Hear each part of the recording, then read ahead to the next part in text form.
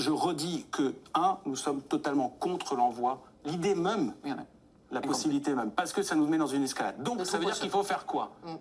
Parce que comme dans un monde binaire, qui est le nôtre désormais, ça voudrait donc dire « Ah, on veut laisser la Russie gagner ». Non. On retisse le fil, y compris de ce que M. Macron lui-même disait en décembre 2022.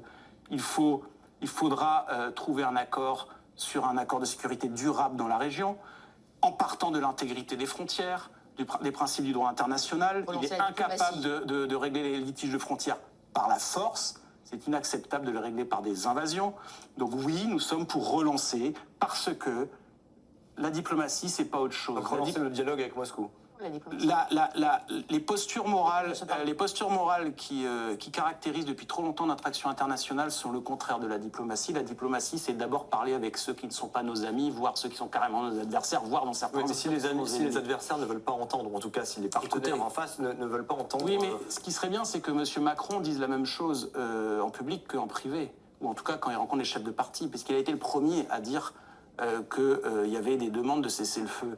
Et il a été le premier à dire que l'Ukraine, le Parlement ukrainien, était prêt à négocier aussi sur un certain nombre de choses. Parce que là, ce qui est en train de se passer, c'est que c'est l'épuisement général et la montée en puissance militaire, la volonté de régler croire qu'il y a une issue militaire acceptable à ce conflit, c'est être prêt à la généralisation du conflit sur le territoire de l'Ukraine, qui sera la première à être encore plus ravagée qu'elle ne l'est déjà.